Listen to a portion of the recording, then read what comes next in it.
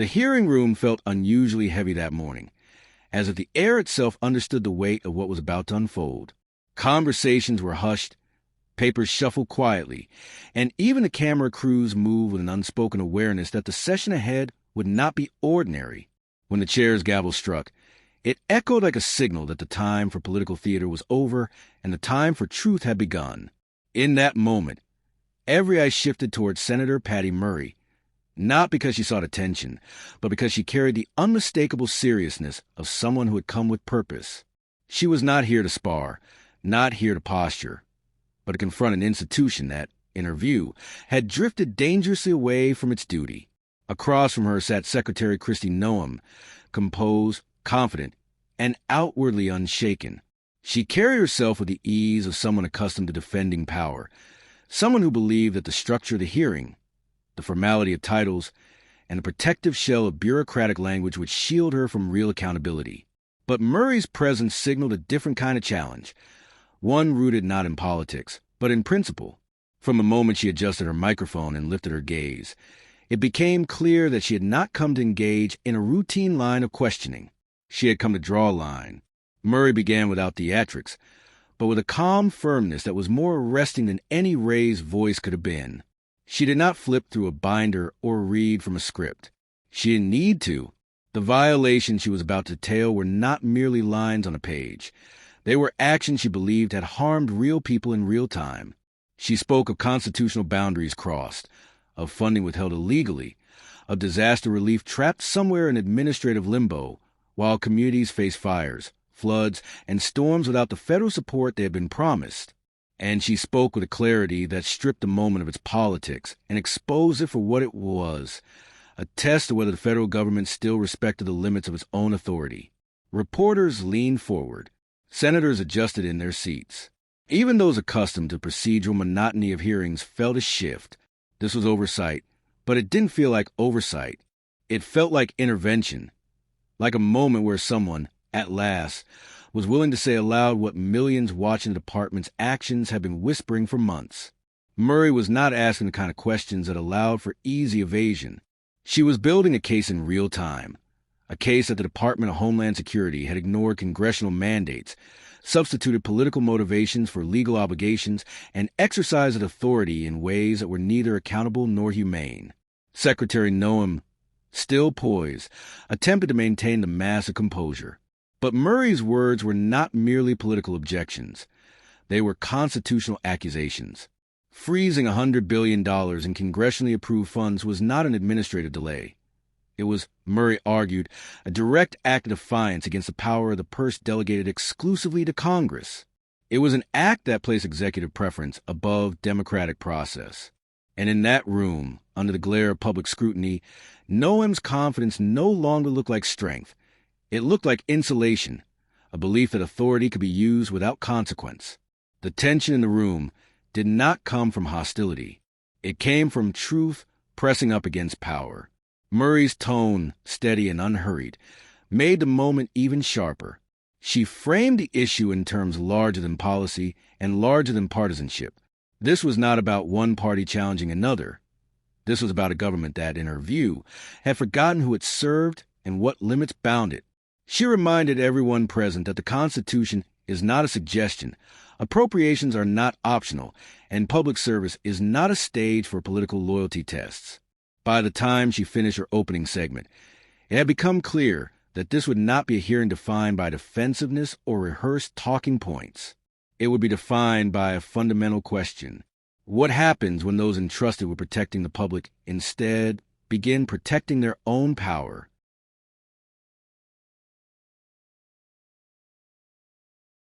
The shift into the second phase of Senator Murray's remarks felt almost tectonic, as though the floor of the hearing room had tilted slightly. The urgency in her voice softened, but the gravity deepened. What she addressed next was not just a bureaucratic mishap or a policy disagreement.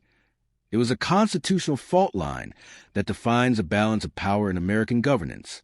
She leaned forward, not for emphasis, but to underscore that what she was about to say lived at the heart of the republic itself.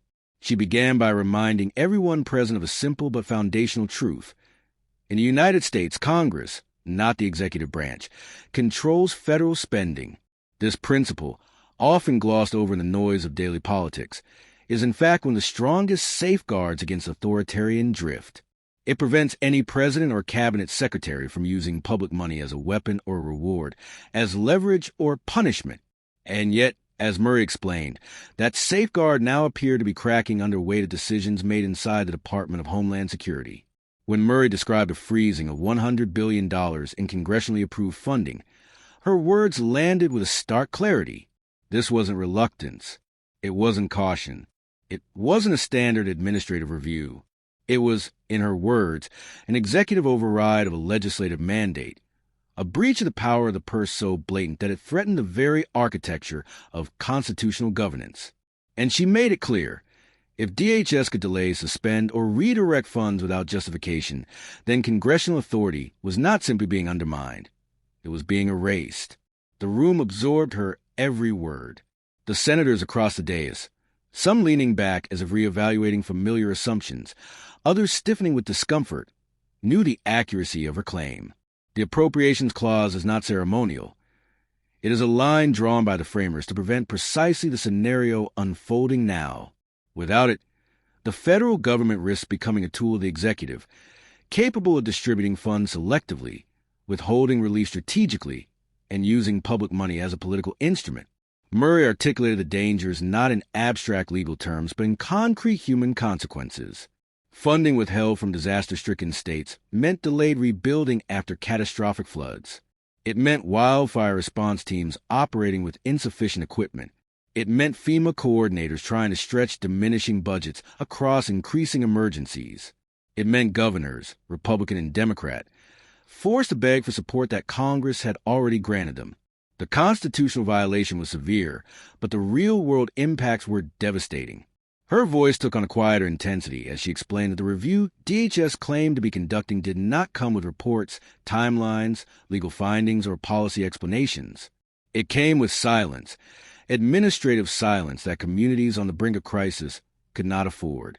To Murray, this silence felt less like caution and more like control. A pause on funds without transparency becomes leverage. Leverage becomes pressure. Pressure becomes political currency. And that, she warned, is where governance begins to mutate. Secretary Noem attempted to maintain her assertion that the pause was about compliance and accountability, that the previous administration had misused funds, that her department was untangling a mess. But Murray countered with a simple, piercing point. If DHS truly believed there had been misuse, where were the reports? Where was the documentation? Where were the findings presented to Congress? There were none. The absence of evidence was, itself, evidence. Murray reminded the room that Congress had approved these funds on a bipartisan basis. Republicans and Democrats together had recognized the urgent needs throughout the country, from natural disasters to public safety programs to infrastructure repairs. The freeze did more than undermine Congress. It undermined that rare moment of unity. In laying out this constitutional argument, Murray was not merely challenging an agency's decision. She was defending the structure that keeps American governance balanced. She was warning that when the executive branch begins to treat congressionally approved funding as optional, it invites a kind of governance where money becomes a tool of preference, loyalty, or punishment. By the end of this segment, Murray had drawn the constitutional line clearly and unmistakably. The question facing the nation was no longer whether DHS had made poor administrative choices, but whether it had violated the foundational principle that no agency and no executive has the power to ignore the will of the people's representatives. And as she paused, letting that truth settle over the room, it became clear that this hearing was no longer only about funding delays. It was about whether the delicate balance of American democracy was being quietly pushed off its axis. The atmosphere inside the hearing room shifted again as Senator Murray stepped into the most painful and morally charged section of her remarks. The constitutional stakes she outlined moments earlier were immense, but what came next carried a different kind of weight. One measured not in statutes or appropriations, but in lives. Murray's tone softened, yet somehow grew sharper, as if every word she spoke was carving a mark into the conscience of the room. She was no longer speaking only as a legislator or committee member. She was speaking as a witness to human tragedies that never should have occurred. She began with a story that had shaken even seasoned advocates and legal experts: the deportation of a 4-year-old American citizen battling cancer. Murray described how this child, fragile and fighting for survival, had been swept into machinery of a crackdown that treated people as files, not as human beings. The image of a sick child forced out of his own country under banner of enforcement was almost too harrowing to articulate, yet she articulated it anyway, because the public had the right to know, because the nation needed to confront what was being done in its name. From there, she moved to the broader pattern, a pattern so sweeping that it overwhelmed even those who studied immigration law for a living. Under Secretary Noem's leadership, Murray explained, the department's aggressive operations had not distinguished between undocumented criminals and lawful residents, between threats to public safety and individuals who were fully compliant with the law. American citizens, green card holders, and visa recipients, people with homes, jobs, families, and deep roots in their communities, have been surrounded in workplace raids, detained during routine check-ins, or caught up in sweeps meant for entirely different targets. Their only crime was being in the wrong place when DHS decided to make an example. These were not operational errors, Murray warned. These were systemic choices. Choices that reflected a department more focused on optics and outcomes, more concerned with producing dramatic footage for political consumption than with administering humane and precise enforcement.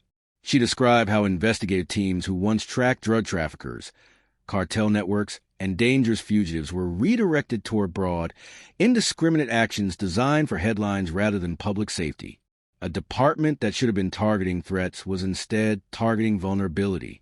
Then she arrived at what may have been the darkest point, the disappearances, as some advocates had begun calling them. People detained on U.S. soil and then transferred to a notorious prison facility in El Salvador, a place known internationally for its violent conditions and human rights abuses. Murray spoke quietly as she laid out the allegations. Detainees who were not fugitives, not violent, not criminals at all, but simply individuals caught up in the department's sweeping raids, suddenly removed from the country, without notice to lawyers, families, or local authorities. Their loved ones had woken up to silence, no information, no explanations, no legal documentation, just absence. The room felt colder as she spoke.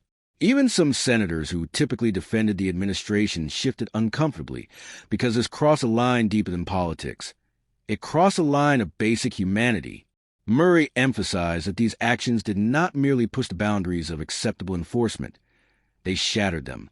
They ignored due process, disregarded human dignity, and treated people not as individuals with rights, but as expendable bodies within a political narrative. What made Murray's critique so devastating was not only the severity of the stories she recounted, but the pattern they revealed.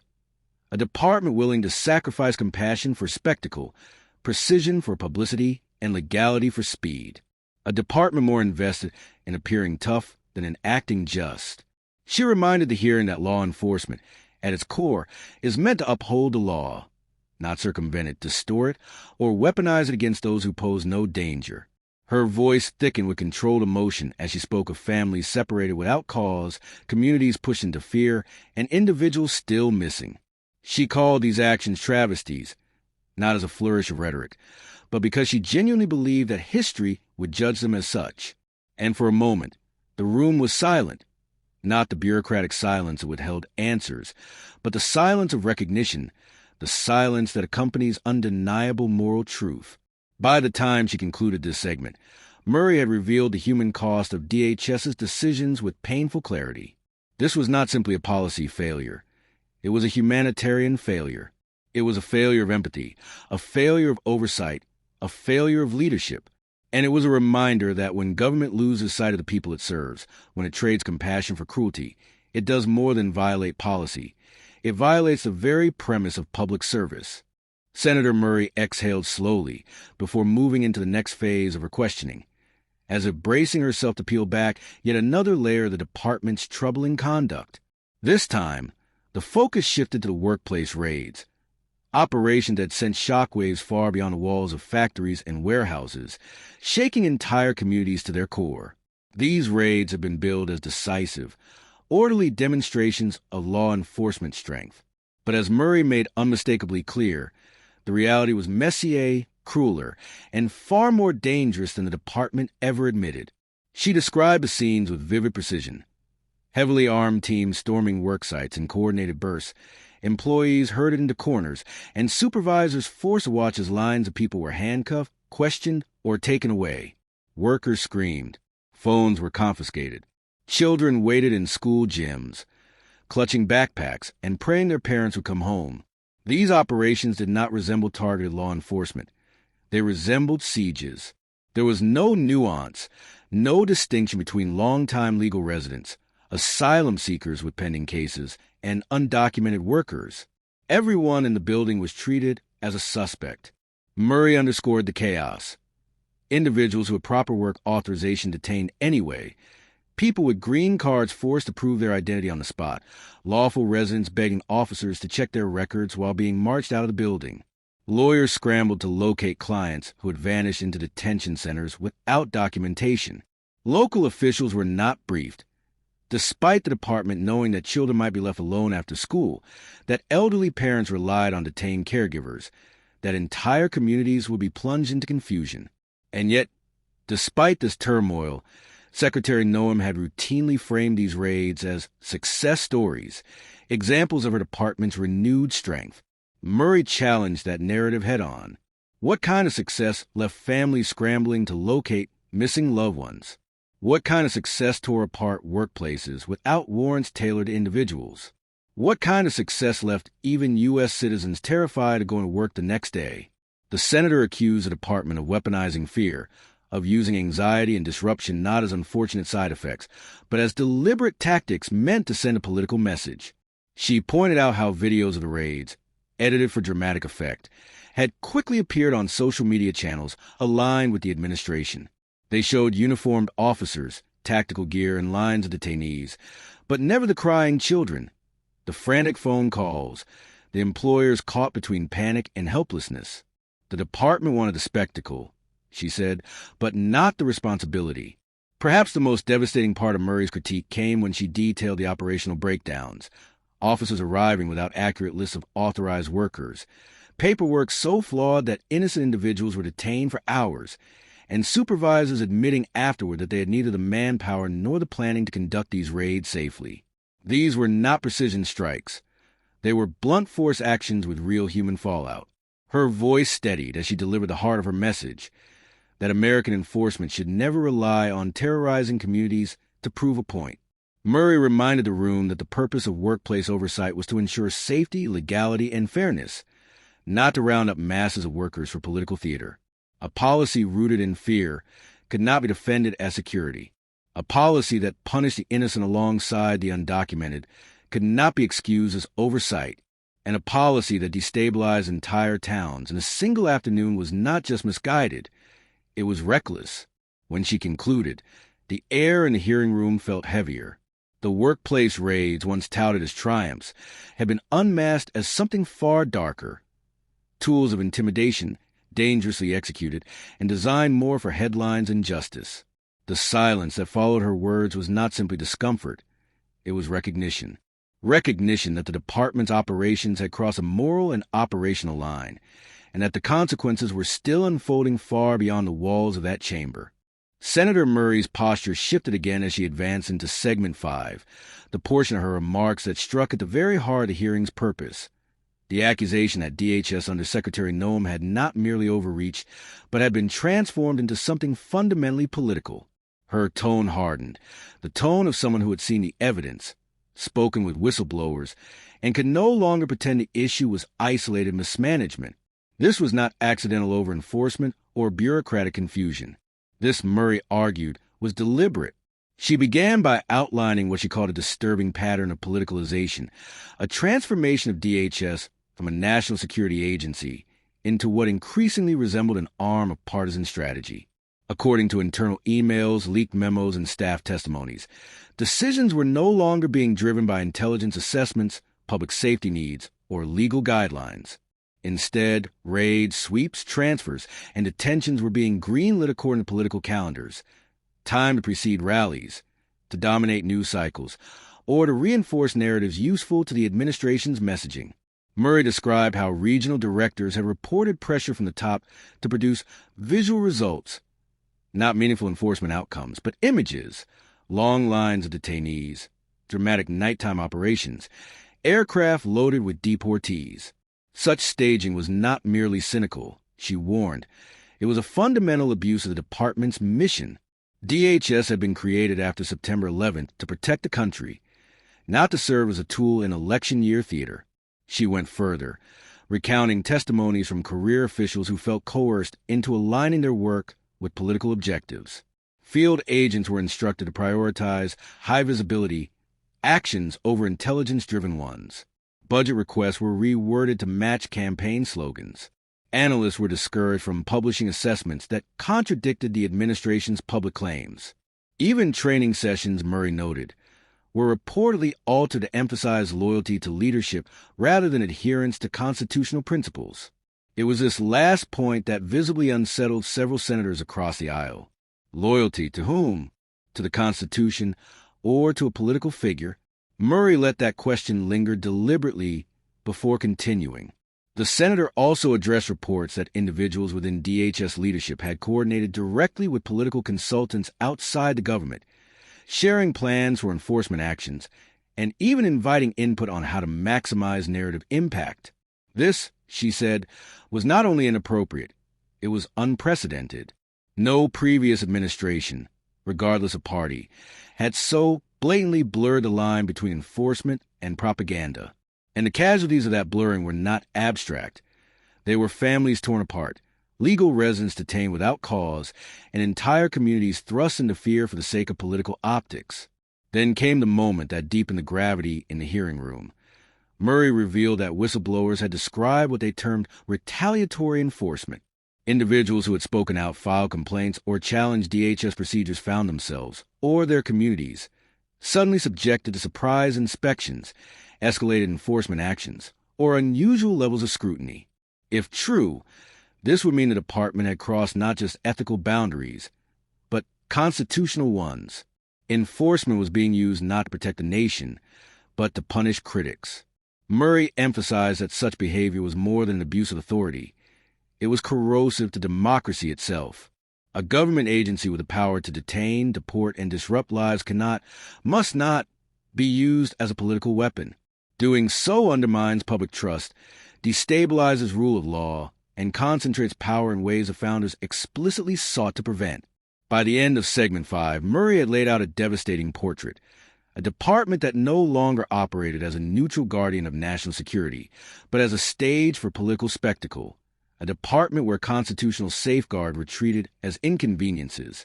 A department where leadership appeared more committed to serving political masters than to serving the American people. The hearing room seemed to hold its breath, because everyone understood the implication. This was not merely about mismanagement or misjudgment. This was about the integrity of the Republic's institutions. As Senator Murray transitioned into Segment 6, the energy in the hearing room shifted yet again, this time toward something colder, more ominous. She was no longer describing merely operational failures or political manipulation. What she laid out now touched the core of democratic accountability. Retaliation against those who dared to speak up. Her voice lowered, as if acknowledging the gravity of what she was about to expose, but the firmness beneath her words only intensified. She began by recounting the stories of whistleblowers, seasoned career officials, analysts, and field agents who had watched the department drift from its legal mandate and refused to stay silent. These were people who had spent decades serving under administrations of both parties, individuals who had sworn oaths not to political leaders but to the Constitution itself. When they raised concerns about unlawful detentions, politically timed raids, or pressure to falsify metrics, they expected internal review, maybe disagreement, but not punishment. Yet, that was exactly what many reported experiencing. Murray described how some whistleblowers were abruptly reassigned to irrelevant posts, stripped of responsibilities, or transferred across the country with only days' notice. Others found their security clearances suddenly under review, their performance evaluations inexplicably downgraded, or their access to crucial systems revoked. One analyst reported that after raising concerns about a politically motivated enforcement directive, their work computer was seized and they were escorted out of their division without explanation. These were not bureaucratic coincidences. They were patterns. Murray's tone sharpened as she outlined the broader implications. A department where employees fear retaliation becomes a department that cannot self-correct. The internal mechanisms meant to catch overreach, to ensure legality, ethics, and accuracy, collapse under intimidation. Silence becomes the safest option. And in an agency as powerful as DHS, silence is dangerous. But retaliation was not limited to employees. Murray revealed documented incidents where community organizations, local officials, and even journalists who had challenged DHS operations found themselves suddenly targeted with scrutiny. Nonprofits that had filed complaints about unlawful detentions discovered unexpected audits. Cities that questioned the legality of workplace raids faced abrupt funding delays. Local leaders who criticized departmental tactics reported surprise inspections within days. Even reporters who had published stories critical of DHS claimed they were warned about uncooperative behavior. None of these actions were officially tied to policy decisions, of course, but the timing was unmistakable. And the message was unmistakable, too. Criticism would be met with pressure. Murray paused before she delivered the segment's most chilling observation. The purpose of retaliation is not merely to punish. It is to deter. It signals to every agent, every advocate, every community leader that speaking up carries a cost. And when the cost becomes too high, accountability dies quietly, replaced by fear and compliance. She emphasized that this erosion of internal dissent and public pushback was not accidental. It served the broader transformation of DHS into a political instrument. A department that retaliates against truth-tellers becomes a department increasingly controlled by those least interested in truth. A department that punishes oversight becomes a department operating without constraints. In such an environment, legality becomes optional, ethics become negotiable, and abuses escalate unchecked. By the time she finished, the room had grown eerily still. Segment 6 was not merely an indictment of misconduct. It was a warning that institutions do not collapse in a single moment of crisis, but through a slow decay of norms. Silence whistleblowers, intimidated communities, suppressed reporting, and leadership willing to weaponize fear to protect itself. Murray's words left the unmistakable impression that DHS, under Secretary Noem, was drifting dangerously close to that precipice. And unless the pattern of retaliation was confronted, openly and urgently, the damage to democratic oversight might become irreversible. Segment 7 opens with Senator Murray shifting her focus from internal retaliation to something even more urgent, the unraveling of the nation's emergency preparedness at the very moment it is needed most. Her voice grows heavier, as though she understands that what she is about to describe is not abstract policy, but a slow-moving catastrophe already unfolding across the country. She begins by drawing attention to the calendar. Wildfire season is weeks away on the West Coast. Hurricane season is about to intensify across the South and East. Tornado outbreaks in the Midwest have grown more violent and unpredictable. And yet, in this moment of extremely high national vulnerability, FEMA, the agency responsible for coordinating the nation's emergency response, stands weakened, understaffed, demoralized, and increasingly paralyzed by political interference. Murray details how, under Secretary Noem's leadership, FEMA has experienced an unprecedented exodus of experienced personnel. 1 in 5 employees pushed out through what the administration calls buyouts, but which insiders describe as forced removals disguised as cost-saving measures. These aren't desk workers. They are the planners, the field coordinators, the engineers, the logistics experts, the people who know how to set up shelters in a single night and restore communications after storm. Their departure leaves FEMA hollowed out at the very moment when climate-driven disasters are becoming more frequent, more destructive, and more complex. But Murray doesn't stop at staffing. She turns to the staggering freeze of over $100 billion in disaster relief and emergency preparedness grants. Funds approved overwhelmingly by Congress, meant for everything from rebuilding fire-damaged neighborhoods in the West to constructing flood barriers in the Gulf. She describes communities that have been waiting for months with no answer, no explanation, and no timeline. Governors from multiple states, blue states, red states, purple states alike, have reported stalled requests and rejected applications. And while Noem insists that no political bias is at play, Murray highlights the unmistakable pattern. Republican-led states receiving rapid responses and approvals, while Democratic-led states are forced into bureaucratic limbo. The human cost of this delay is massive, and Murray articulates it with painstaking clarity. A delayed FEMA grant doesn't simply mean a delayed project. It means a bridge that remains unstable when the next storm hits. It means a neighborhood that remains vulnerable to flooding. It means firefighters without updated equipment facing megafires they are already struggling to contain. It means small towns forced to empty their emergency reserves because the federal government failed to fulfill its obligation. It means families, real people, try to rebuild homes, reopen businesses, and recover from trauma, all while being told their relief is under review for reasons the department refuses to explain. Murray stresses that disaster relief is not supposed to be political because disaster itself is not political. Wildfires don't stop at party lines. Hurricanes don't target based on voting patterns. Floods don't check voter registration before they destroy homes.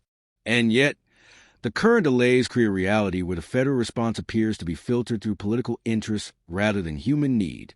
When communities begin to question whether they will receive aid based on who they voted for, trust in government collapses at one of the most dangerous moments imaginable.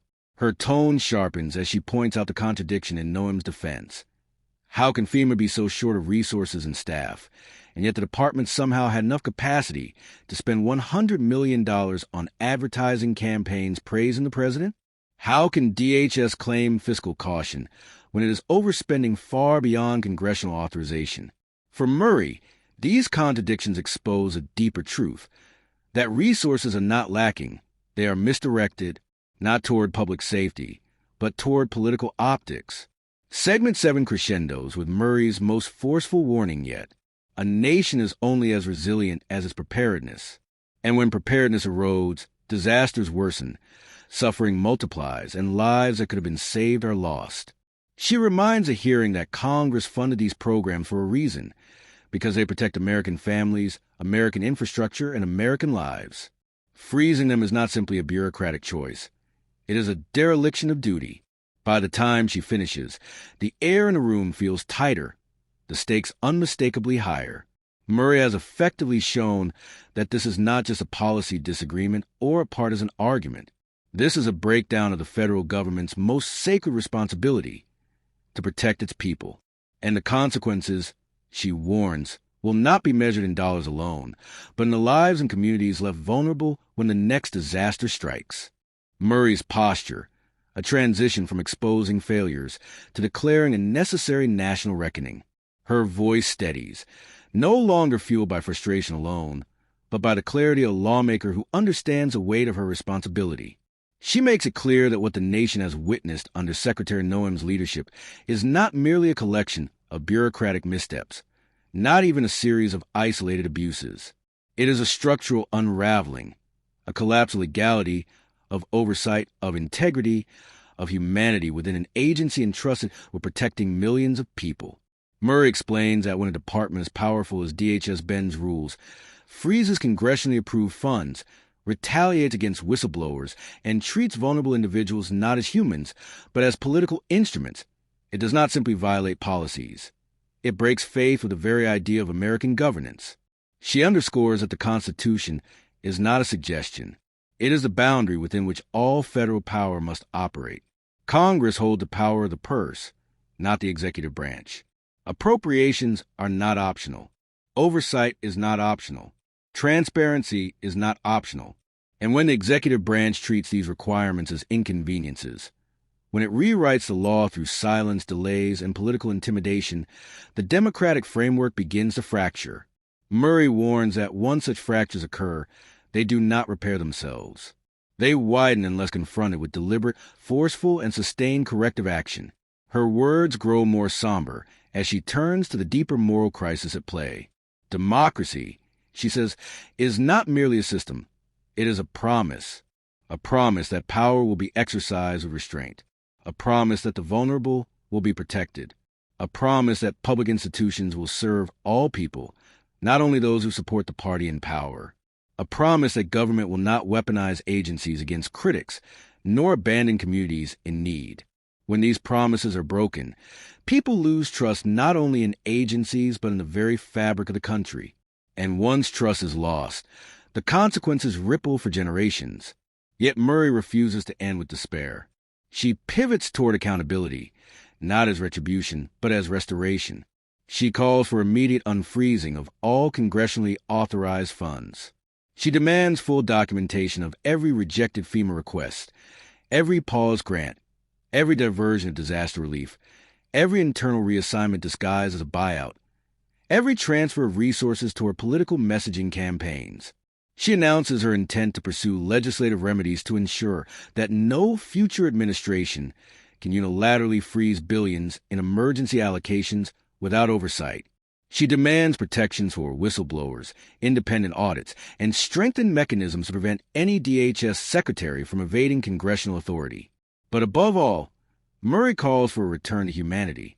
She reminds the room that governance is not an abstract exercise in power.